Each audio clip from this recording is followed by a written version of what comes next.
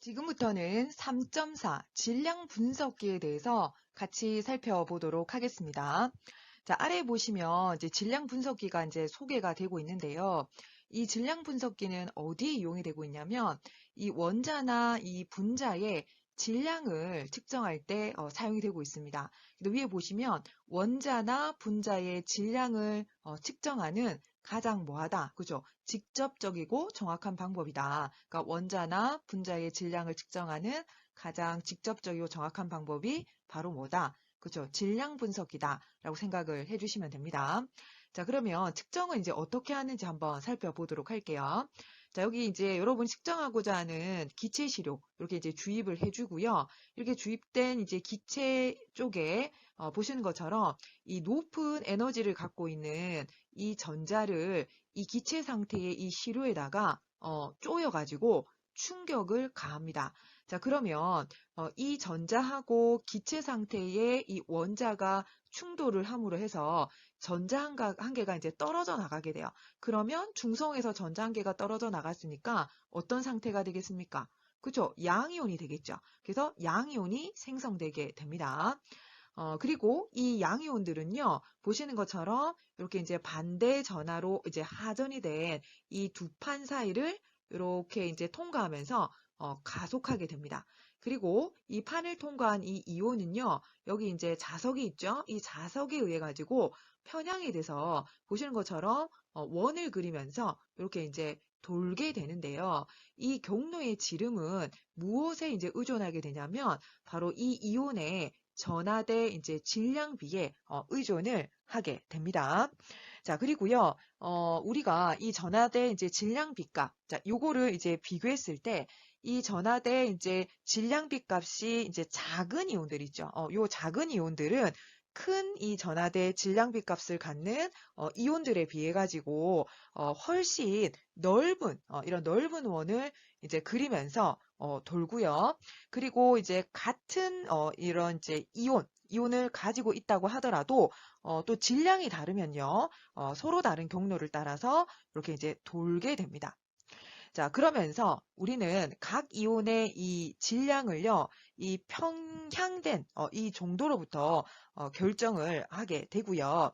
결국 이 이온이 이제 최종적으로 이 측정기에 이제 도달을 이제 하게 되면 이 각각의 이온이 갖는 전류를 우리가 이제 기록을 할 수 있게 돼요. 그리고 이때 발생하는 이 전류의 양이 결과적으로 무엇에 비례하냐면 이온의 개수에 비례를 하게 돼요. 예, 그것으로부터 우리는 무엇을 측정할 수 있게 되냐면 바로 이 동위원소에 대한 상대적인 이 존재비, 이 존재비를 측정을 할 수가 있게 되는 겁니다.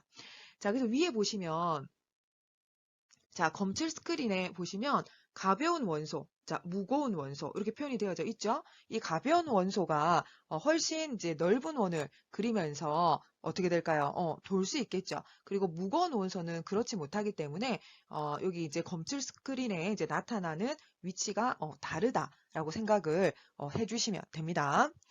자, 그리고요, 실제로 이 1920년대에 영국의 물리학자인 이 에스턴에 의해 가지고 처음으로 이 질량 분석기가 만들어졌는데 그때 만들어진 질량 분석기는 지금 우리가 사용하고 있는 기기에 비해서 어땠을까요? 그죠? 매우 조잡했어요. 자, 근데 그럼에도 불구하고 이 에스턴이 만든 이 질량 분석기는요, 네온이죠. 자, 네온은 NE이죠. 자, 이 네온이 무엇을 알아냈냐면 그 동위원소의 존재를 알아냈어요. 이 네온은 질량수 20짜리, 20짜리가 있고요. 그리고 22짜리, 이렇게 이제 존재한다라는 것을 이제 밝혀내게 됐죠. 즉, 동위원소의 존재를 명확하게 이제 증명을 할 수 있었다라고 생각을 해주시면 돼요. 자, 그런데 보다 이제 시간이 이제 지나면서 정교하고 아주 그러니까 감도가 아주 높은 그런 이제 질량 분석기가 개발이 되면서 이 네온이 질량수 20짜리와 22짜리 외에도 뭐가 있다? 그쵸? 21짜리가 있다는 것이 발견이 돼요. 자, 근데 이게 이제 기존에는 발견이 되지 않았던 이유가 이 질량수 21짜리는 자연의 존재비가 0.257%밖에 되지 않아요. 그러다 보니까 과거에 만들어졌던 이 질량 분석기로는 이 동위원소를 발견하지 못했다는 거죠. 자, 그러다가 훨씬 감도가 높은 질량 분석기가 개발이 되면서 질량수 얼마짜리, 그죠? 21짜리 세 번째 이 안전한 동위원소가 이제 발견이 됐다는 거죠. 자, 그래서 이 네온에 대한 동위원소 20, 21짜리, 그 다음에 22짜리에 대한 피크 있죠? 그 피크를 나타낸 그림이 뒤에 나와 있어요. 그거는 이제 뒤에서 우리가 그림을 한번 같이 살펴보도록 하겠습니다.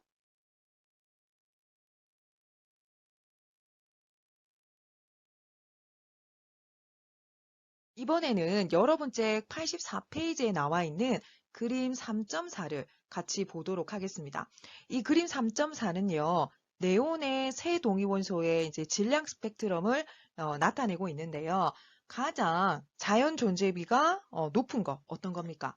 그쵸? 질량수 20짜리가 가장 자연 존재비가 높고 그 다음이 얼마짜리입니까? 22짜리 8.82%이고요. 자, 21짜리는 어떻습니까? 0.26%밖에 되지 않습니다. 아주 그 존재비가 적죠. 자, 그러다 보니까 초기 실험에서는 이 네온 21짜리를 측정하는데 실패를 했고요. 그 이후에 아주 정교하고 이 감도가 높은 질량 분석기가 개발이 되면서 네온 21짜리, 그죠? 질량수 21에 해당되는 네온의 이제 질량이 21인 거죠. 21짜리인 네온이 측정이 됐다. 이렇게 여러분이 이해를 해주시면 됩니다.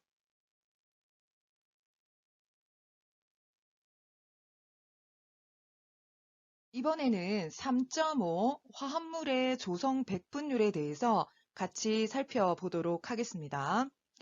자, 여러분, 우리가 이제 화학식을 이제 계속 접했죠. 근데 그 화학식을 통해서 우리는 어떤 정보를 얻을 수가 있냐면 그 화합물 단위당 이제 들어있는 각 원소의 이 원자수를 알 수가 있어요. 자, 그런데 실제로 실험실에서요, 우리가 어떤 이제 이런 화합물을 사용하기 위해서는 실험을 통해 가지고 그 순도가 어떻게 되는지, 어느 정도 순수한지 그 순도를 측정을 해야 되는 경우가 있습니다. 자, 그런 경우에는 지금 3.5에서 설명드리는 바로 이 화합물의 조성 백분율을 통해서 우리가 그 순도를 확인을 할 수가 있습니다. 자, 어떤 식으로 확인하냐면 화학식으로부터 각각의 이 원소가 이 전체 이 화합물의 질량에 몇 퍼센트 포함되어 있는지를 우리가 이제 계산을 할 수 있고, 그리고 그 결과를 실제로 이제 실험을 통해서 얻은 결과하고 비교를 하게 되면 주어져 있는 시료에 대한 순도를 측정을 할 수가 있습니다. 자, 그러면 지금부터는 이 조성 백분율, 즉 질량 조성 백분율이란 무엇인지 살펴보고 수학적으로 어떻게 표현되는지도 이어서 같이 살펴보도록 하겠습니다. 자, 질량 조성 백분율 어떤 의미입니까? 한 화합물 내에 각 원소의 이 질량을 어떻게, 그죠? 백분율로 나타낸 것을 질량 조성 백분율이라고 우리가 표현을 하고 있고요. 이 조성 백분율은 어떻게 구한다? 그죠? 각 원소의 질량을 무엇으로, 그죠? 화합물의 몰 질량으로 나누어서 어떻게 한다? 100을 곱해서 얻게 된다. 이렇게 정리를 하고 있습니다. 자, 아래에 있는 것은 바로 우리가 이제 원소의 조성 백분율을 구하는 것을 이제 수학적으로 이제 표현을 한 거예요. 자, 어떻게 표현됩니까? 한 원소의 조성 백분율은 그쵸. 화합물의 몰 질량 분해. 그런 다음에 원소의 몰 질량 곱하기 n을 하고 뒤에 어떻게 100을 한 번 더 곱해주시면 한 원소의 조성 백분율을 구해낼 수가 있습니다. 자, 그리고 여기서 n은 무엇을 의미하냐면 화합물 있죠? 이 화합물 1몰에 함유되어 있는 바로 원소의 몰수를 의미하고 있습니다. 원소의 몰수. 자, 그러면 우리 책에 이제 과산화수소가 소개가 되고 있는데 이 과산화수소를 이용해서 이 과산화수소 속에 들어있는 수소와 산소의 이 조성백분율 어떻게 되는지를 한번 계산을 해보도록 하겠습니다. 자, 여기 과산화수소가 나와 있죠. 자, 여러분, 과산화수소가 보시면 앞에 아무것도 없죠. 이 앞에 아무것도 없다는 것은 1이 있다는 이런 의미예요. 그러니까 이건 어떤 의미냐? 이 과산화수소가 어떻다? 1몰 있다. 이런 의미가 되거든요. 근데 이 과산화수소 1몰 내에는 수소로 봤을 때 수소 이 원자는 몇 개 있습니까? 2개가 있죠. 2개가 있다는 것은 바로 수소 원자가 2몰 있다. 이런 의미가 되고요. 그리고 산소는 원자가 몇 개 있습니까? 2개 있죠. 산소 역시도 산소 원자가 몇 몰 있다? 2몰이 있다. 이런 의미가 돼요. 그래서 다시 정리하면 이 과산화수소가 전체적으로 이제 하나가 있다. 이 의미는 과산화수소 1몰에는 수소 원자 2몰, 그 다음에 산소 원자 2몰이 포함되어져 있다. 이런 의미가 됩니다. 자, 그러면 우리 지금부터는 이 과산화수소의 조성백분율 각각 한번 구해보도록 할게요.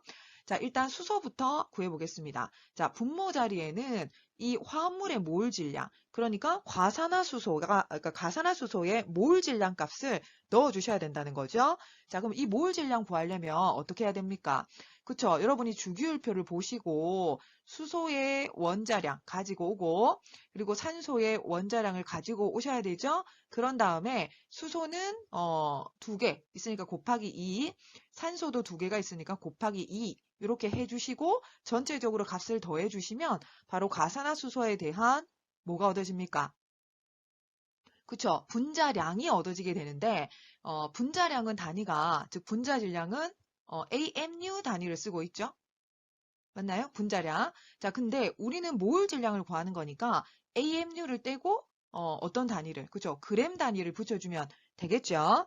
자, 그래서 계산을 해보니까 얼마가 나옵니까? 그죠? 34.02g이 나오게 되는 겁니다. 자, 요거 분해. 자, 이제 분자항에는 뭐가 들어가야 될까요? 그쵸? 우리가 원하는 이제 수소면 수소의 몰 질량. 자, 수소는 1.008 AMU인데 원자량이 그렇다는 거죠.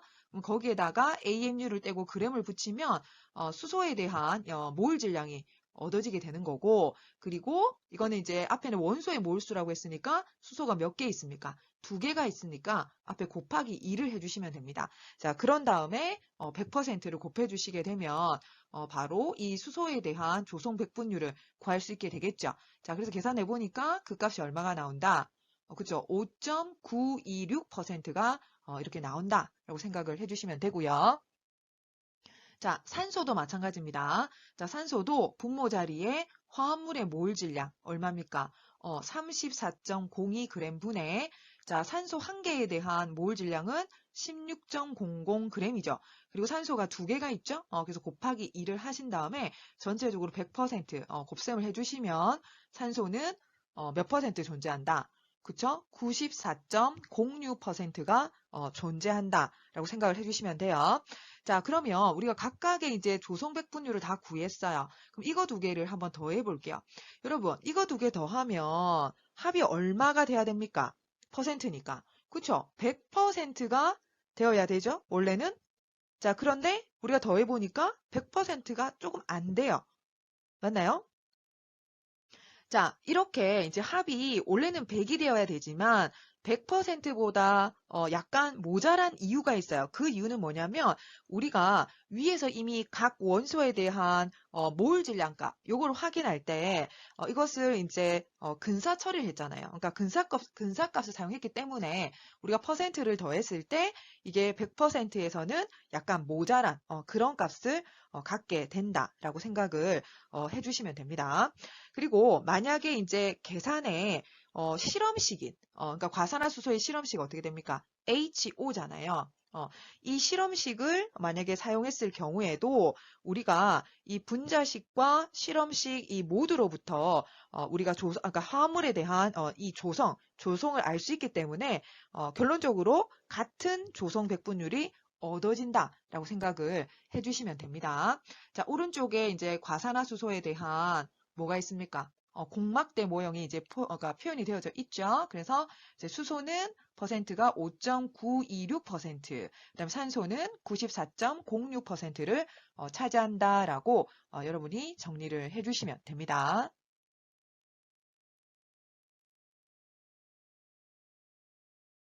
이번에는 예제 3.8 같이 한번 풀어보도록 하겠습니다. 자, 문제부터 볼게요. 인산은 무색의 끈적끈적한 액체로 세제, 비료, 치약, 탄산음료에 톡 쏘는 맛을 내는데 사용이 되고 있다. 이 화합물 중에 수소와 인, 산소에 대한 무엇을 구하라. 그죠? 질량 백분율을 구하라. 이렇게 이제 문제가 주어져 있습니다. 자, 그러면 한번 볼게요. 여러분, 인산 있죠? 요 전체가 하나 있잖아요. 하나 있다는 것은 인산이 1몰 있다라고 생각을 해주시면 돼요. 그렇다면 결론적으로 이 인산 1몰 안에는 이 수소가 몇 개? 3개가 들어있죠. 3개가 들어있다는 것은 수소 원자가 몇 몰? 그쵸? 3몰 있다. 이런 의미가 되고요. 그 다음에 인은 하나 있죠. 그래서 인 원자가 1몰 있다. 이런 의미가 되고 산소는 4개가 있죠. 산소 원자가 몇 몰? 그쵸? 4몰이 있다라고 생각을 해주시면 됩니다.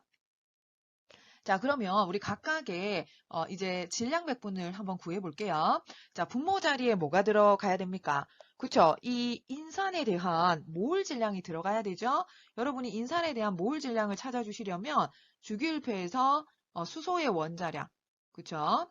그 다음에 인의 원자량, 그리고 산소의 원자량을 찾아오신 다음에 자, 수소는 3개가 있으니까 곱하기 3, 그리고 산소는 4개가 있으니까 곱하기 4를 한 다음에 이 값을 다 어떻게 해주면 됩니까?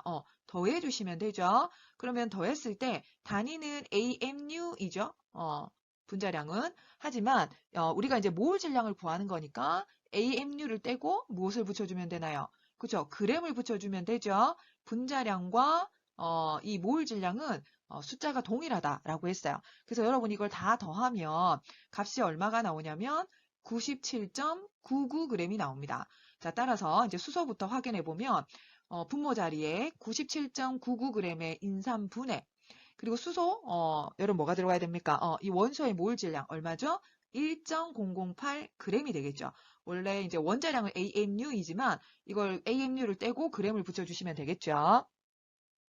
자, 그리고 수소는 몇 개 있습니까? 그죠? 이 인산 화합물 1몰 안에 결론적으로 수소가 3몰 있다. 이런 의미가 된다라고 했죠. 그래서 앞에다가 곱하기 3을 여러분 해주시면 되고요. 그리고 뒤에 곱하기 100% 하니까 수소에 대한 질량 백분율 얼마가 됩니까? 그쵸? 3.086%가 되고 인도 마찬가지죠. 97.99g의 인산분해 30.97g의 인. 자, 인은 몇 개입니까? 하나 있으니까 인 원자가 1몰 있다는 의미가 되는 거죠. 자, 그래서 30.97g 그대로 놓고 곱하기 100% 해주시면 됩니다. 자, 그럼 인은 31.61%. 자, 그리고 산소 볼게요. 자, 산소는 97.99g의 인산분해, 그리고 얼마가 됩니까? 그죠? 산소는 원자량이 16.00인데 여러분이 이 몰 질량으로 계산하면 16.00g이 되고 산소는 4개가 있었잖아요. 맞나요? 그러니까 4몰이니까 곱하기 4 하시고 곱하기 100%를 해주시면 산소는 얼마가 된다?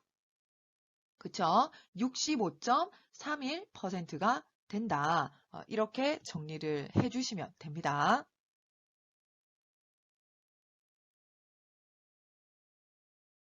이번에는 예제 3.9 같이 풀어보도록 하겠습니다. 자, 문제부터 볼게요.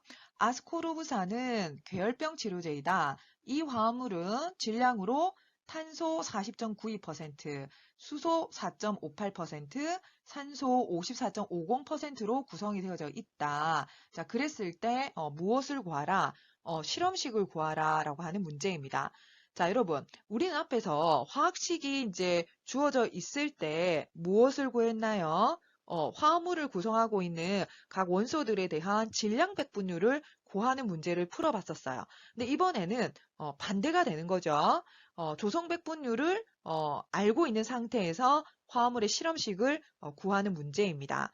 자, 이 문제는 어떤 식으로 해결을 해주시면 되냐면, 여러분, 우리가 실제로 이제 전체 조성의 합을 구해보면 몇 퍼센트가 되죠? 100%가 되잖아요. 그렇기 때문에 우리가 화합물을 100g 있다라고 그러니까 가정을 해요. 가정을 하고 문제를 풀어주면 아주 쉽게 실험식을 구해낼 수가 있습니다. 자, 그럼 풀이 한번 같이 볼게요. 자, 아스코르브산 100g 있다고 가정하겠습니다. 100% 있다라고 하면 100g 있다라고 가정을 했을 때 우리는 각각의 백분율을 간단하게 무엇으로 바꿔 쓸 수 있냐면 g으로 바꿔 쓸 수 있어요.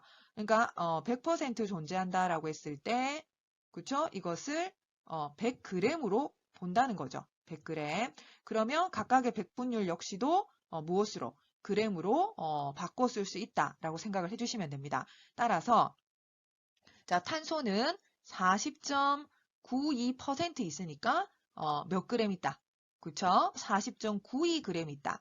그리고 수소는 4.58%니까 수소는 4.58g 있다. 그리고 산소는 54.50%니까 54.50g이 있다. 자, 이렇게 표현을 해준다는 거죠. 자, 그리고 이제 어떻게 하느냐? 자, 우리가 실제로 여러분 분자식이든 실험식이든 우리가 이제 화학식을 쓰게 되면 그 화학식을 구성하고 있는 각각의 원소들은 우리가 이제 개수가 표현이 되잖아요. 그죠? 몇 개 있는지. 예를 들면 과산화수소. 자, H2O2. 아까 앞에서 설명드렸지만 자, 요 H 원자가 몇 개? 두 개. 그다음에 산소가 두 개 있다. 이런 의미가 된다라고 했죠. 근데 이 두 개라는 것은 또 무엇을 의미한다고 했습니까? 몰수를 의미한다고 했어요. 그러니까 과산화수소 전체 1몰 내에는 수소가 몇 몰 있다? 그쵸. 수소 원자가 1몰 있고, 2몰 있고, 그쵸. 두 개니까. 자, 2몰 있고, 자, 산소가 2몰 있다. 이런 의미가 된다고 했어요. 그렇기 때문에 여러분이 이제 실험식을 쓰시려면 결론적으로 이 아스코르브산을 구성하고 있는 탄소와 수소와 산소의 무엇을 구해야 실험식이 완성이 되는 걸까요? 그쵸? 몰수를 구해줘야 된다는 거예요. 몰수. 자, 그래서 지금부터는 이제 각각의 몰수를 구할 건데, 우리 몰수 구하는 거 앞에서 많이 했죠? 그럼 같이 한 번 더 해보도록 할게요. 자, 여러분, 탄소에 우리가 무엇을 알아요? 그램을 알고 있어요. 그럼 우리 탄소의 그램을 알면 이거를 무엇으로 바꿀 수 있죠? 몰로 바꿀 수 있죠? 자, 그러면 어떻게 바꿉니까? 환산인자를 써서 바꿀 수 있잖아요. 그럼 환산인자는 어디서부터 출발하는 거죠? 그렇죠. 자, 여러분 보세요. 1몰의 탄소는 얼마의 몰 질량을 갖고 있습니까? 그렇죠. 12.01g의 몰 질량을 갖고 있어요. 이 12.01은 어디서 찾는 거죠? 주기율표에서 원자량을 보시면 되죠. 그 원자량에 있는 숫자와 동일합니다. 자, 그러면 우리가 이걸 가지고 두 개의 환산인자 가능하죠? 어떤 거 됩니까? 그쵸? 1몰의 탄소 분해 12.01g의 탄소 맞나요? 그 다음에 여기 또 소개되고 있는 것처럼 12.01g의 탄소 분해 1몰의 탄소. 자, 이 두 가지가 가능한데 두 개 중에서 우리는 지금 무엇을 원하나요? 몰을 원하니까 몰이 분자에 가 있는 환산인자를 선택을 해주셔야 되겠죠? 자, 그래서 12.01g의 탄소 분해 1몰의 탄소 이렇게 해주시면 되고 자, 그럼 그램 약분되죠? 자, 그러면 탄소의 몰수는 얼마가 되겠습니까? 3.407몰이 되는 겁니다. 자, 그리고 수소도 구해볼까요? 자, 아까 수소가 얼마 있었습니까? 4.58%. 그러니까 4.58g 있는 거죠? 자, 이것도 역시 그램을 몰로 바꿔주시려면 환산인자 필요하죠? 자, 요 환산인자도 우리가 어떻게? 그쵸? 원래 1몰에 수소는 몰 질량이 얼마다? 1.008g이다. 그쵸? 이거를 이용해서 자, 환산인자 만들어 주시면 되는 거죠. 그러면 어떤 환산인자? 그죠? 1.008g의 수소 분해 1몰의 수소. 자, 그럼 그램 약분되니까 수소의 몰수는 어떻게 되겠습니까? 4.54몰이 되겠죠. 자, 그리고 산소도 한번 구해볼까요? 자, 산소는 54.50g이죠. 자, 이것도 역시 몰로 여러분이 바꿔 쓸 수 있죠. 자, 그럼 이거 쓰려면 또 역시 어떤 거? 그쵸? 1몰에 자, 산소는 16.00g의 O 이렇게 되는 거죠. 이 16.00 자, 이것도 어디서 찾아야 됩니까? 그쵸. 주기율표를 보고 여러분 결정해 주셔야 되는 겁니다. 자, 그럼 그램 약분되죠? 그램 산소. 그럼 결론적으로 산소의 몰수는 어떻게 됩니까? 3.406몰이 되는 겁니다. 자, 그러면 이제 몰을 다 찾았어요. 그러면 찾은 몰을 다시 한 번 더 표현해서 써보도록 할게요. 자, 어떻게 됩니까? 이렇게 되는 거 맞습니까? 요거. 자, 볼까요? 그러면 C. 자, 얼마였죠? 3.407. 자, 그리고 수소 4.54. 자, O 어떻게 되나요? 3.406. 이렇게 되죠. 자, 근데 여러분, 화학식은 항상 어떻게 나타내야 됩니까? 그죠? 정수로 나타내야 돼요. 근데 지금 이게 정수가 아니잖아요. 자, 그렇기 때문에 여러분이 이것을 정수로 나타내기 위해서 어떻게 해주면 될까요? 그쵸? 가장 작은 아래 첨자로 각각을 나누어 주시면 돼요. 자, 그러면 가장 작은 아래 첨자가 뭡니까? 3.407, 4.54, 3.406 세 개 중에서 어떤 게 가장 작은 아래 첨자이죠? 그쵸? 3.406이잖아요. 그러니까 양변을 3.406으로 이렇게 다 나누어 줍니다. 그래서 나누어 주니까 탄소는 대략 1이고 수소는 1.33, 산소는 어떻게 됐습니까? 1이 됐죠. 자, 근데 역시 아직까지 정수가 안 된 게 있어요. 뭐가 있습니까? 수소죠. 자, 그래서 이 수소가 지금 정수가 아니기 때문에 여러분이 이것을 정수로 만들어주기 위해서 또 한 단계를 더 거쳐서 식을 정리를 해주셔야 됩니다. 자, 그거는 뒤에서 이어서 같이 보도록 하겠습니다.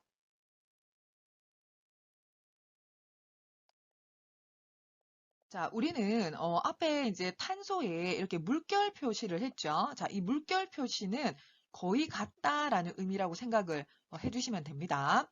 자, 그럼 우리가 이제 앞에서 최종적으로 이 아스코르브산의 이제 화학식 어디까지 정리가 됐었나요? 그쵸? C 하나. 근데 1은 생략하죠. C가 원래 하나.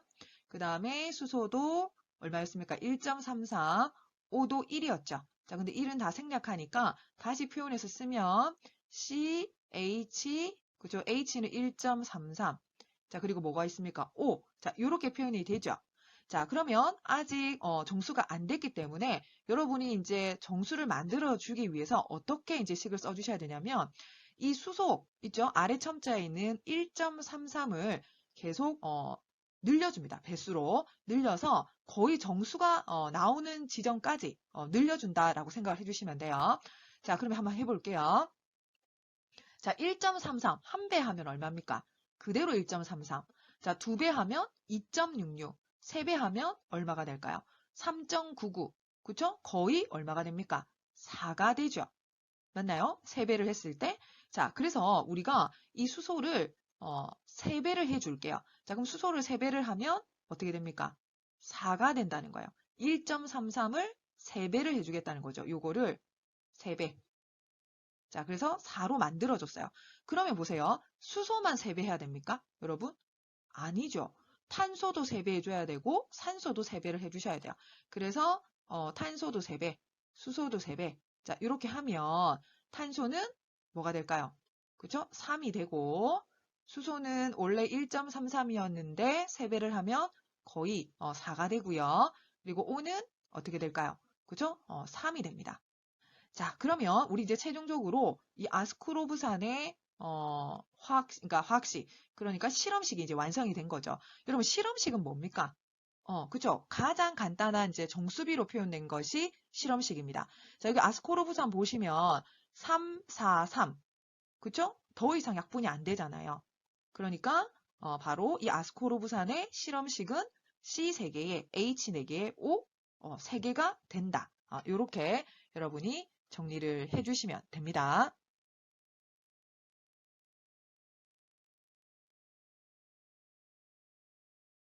이번에는 예제 3.10 같이 한번 풀어보도록 하겠습니다. 자, 문제부터 볼게요. 황동강은 가장 중요한 구리 강석이다. 황동강 5.93 곱하기 10의 3승kg에서 얻을 수 있는 구리는 몇 킬로그램인가? 이제 이렇게 질문하고 있는데요. 여러분, 이 황동강은 무엇으로 구성되어 있습니까? 그쵸? 구리랑 철, 황으로 이루어져 있어요. 그렇기 때문에 이 구리의 질량을 구하려면 우리는 뭐부터 알아야 된다는 겁니까? 그쵸? 화합물 중에 이 구리의 질량 백분율, 그죠? 구리의 질량 백분율을 먼저 이제 구해야지만 구리의 질량을 구해낼 수가 있게 되는 겁니다. 자, 그래서 먼저 구리의 질량 백분율부터 구해볼게요. 자, 어떻게 구해야 됩니까? 분모 자리에, 그쵸? 황동강의 몰 질량 분의 구리의 몰 질량 곱하기 100% 이렇게 해주셔야 되죠. 자, 이 황동강의 몰 질량 구하시려면 여러분이 어떻게 해야 되죠? 그쵸? 주기율표를 보고 구리랑 철이랑 황의 각각의 이제 원자량 가지고 와야 되겠죠? 자, 구리, 철, 황. 자, 근데 황은 이제 두 개가 있으니까 곱하기 2 해주셔야 되겠죠? 그리고 나서 모두 다 더해주시면 이 황동강의 몰 질량이 얻어지게 됩니다. 자, 그래서 계산을 해보니까 그 값이 얼마다? 183.5g이다. 자, 그리고 분자 자리에는 구리의 몰 질량이 들어가야 되겠죠? 자, 구리의 몰 질량 역시도 여러분 주기율표 보시고 결정해 주시면 되죠? 자, 그래서 AMU를 떼고 g을 붙여주시면 됩니다. 자, 그리고 나서 곱하기 100%를 하니까 구리의 질량 백분율은 몇 퍼센트다? 그죠? 34.63%다. 라고 하는 것이 계산이 됐어요. 자, 그러면 지금부터는 이 황동강 중에서 이제 구리의 질량을 여러분이 이제 구해주시면 되죠. 자, 아까 시료가 얼마가 있었습니까? 그쵸? 5.93 곱하기 10의 3승kg이 있었었죠? 그럼 거기에다가 여러분이 이 퍼센트를 반영해서 곱해주시면 되죠. 그럼 얼마가 되겠습니까? 자, 요거 100분의 얼마가 되죠? 여러분, 34.63이 되는 거잖아요. 맞나요? 자, 그러면 0. 얼마가 됩니까? 3463이 되는 거죠. 그래서 0.3463 곱하기 5.93 곱하기 10의 3승kg 이렇게 계산해 주시면 되죠. 그러면 이 황동강 중에 황동강 내에 구리의 질량은 몇 킬로그램이다? 그렇죠. 2.05 곱하기 10의 3승kg이다 라고 하는 것이 최종적으로 계산이 됩니다. 자, 그래서 밑에 보시면 올바로, 그러니까 또한 어떻게 설명하고 있습니까? 다음 전환을 이용해서 황동강의 몰수와 구리의 몰수비로 식을 읽어서 이 식을 계산할 수도 있다라고 적혀져 있죠. 그러니까 우리가 방금 계산한 방법으로 계산을 해주셔도 되고 아니면 어떻게? 그죠? 황동강의 우리가 이제 그램수를 알고 있죠. 주어져 있죠. 자, 물론 킬로그램으로 되어 있으니까 여러분이 그램으로 바꿔주시면 됩니다. 황동강의 그램을 알면 그것을 황동강의 몰수로 바꿔주고 그죠? 그리고 황동강의 몰수를 알면 여러분이 구리의 몰수 구할 수 있죠. 그러면 구리의 몰수를 알면 구리의 무엇을 그죠? 질량을 여러분이 구해낼 수가 있게 되는 겁니다. 자, 몰비는 어떻게 해야 됩니까? 여러분. 그쵸? 우리 이렇게 되죠. 황동강이 이제 전체적으로 하나 있다면 1몰이죠. 1몰의 황동강. 자, 여기 안에 자, 구리가 몇 개 있습니까? 하나. 그럼 결론적으로 1몰의 구리가 있다. 이렇게 되는 거 맞습니까? 그럼 여러분 이걸 가지고 뭘 만들어주면 되죠? 환산인자를 만들어주시면 되죠. 그러면 황동강의 몰수로 구리의 몰수를 찾아낼 수가 있게 되는 겁니다. 자, 그리고 요것도 아까 앞에서도 한 번 더 말씀을 드렸지만 여러분 황동강을 구성하는 것은 구리만 있는 것이 아니죠. 철도 있고 황도 있어야 되지만 그쵸? 그래서 네 개가 다 그러니까 세 개가 다 필요하지만 실제로 우리가 이제 구리 입장에서만 본다면 이 구리는 황동강을 이제 구성하는 아주 중요한 요소이기 때문에 꼭 필요한 그런 요소라는 거죠. 그래서 우리가 그런 의미로 이거를 어떻게 이렇게 이제 등가로 표현해서 쓸 수 있다. 그리고 이걸 이용해서 우리가 몰비를 만들어 줄 수 있고 그래서 황동강의 몰수로부터 내가 원하는 구리의 몰수를 구해낼 수가 있다. 라고 생각을 해주시면 됩니다. 자, 그래서 혹시나 지금 위에서 푼 방법 말고 지금 아래 소개한 방법으로 열은 풀 수 있다면 한번 계산을 하셔서 값이 어떻게 나오는지 한번 비교를 해주시면 좋을 것 같습니다.